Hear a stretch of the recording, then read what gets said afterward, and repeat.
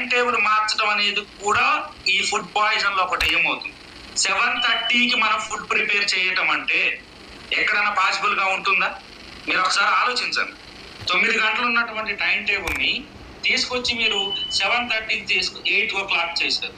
ఇంత ముందు దీనికి కారణం ఏమవుతుందంటే అక్కడ దాంట్లో మేమేం తప్పు అంటే మనం అందించేటువంటి సంఖ్య పెరగటం వల్ల 7:30కి మనం అందించే వాటిలో ఇబ్బందికరమైనటువంటి పరిస్థితులు ఉన్నాయి. ఇంకొకటి ఏకదాటిగా మనము 8 o'clock స్కూల్ స్టార్ట్ చేస్తే 11:15 వరకు పిల్లవాడు ఏకదాటిగా 4 పీరియడ్లు కూర్చోవాలంటే అది సాధ్యమవుతుందా? మీరు ఆలోచించండి. Without break.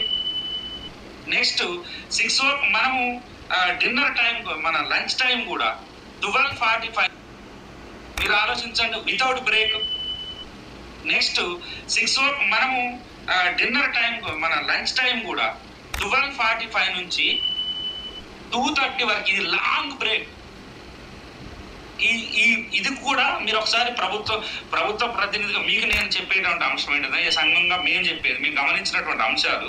మేము గురుకులాల పనిచేస్తున్నాం కాబట్టి ఇది major problem. Warden post create చేయండి.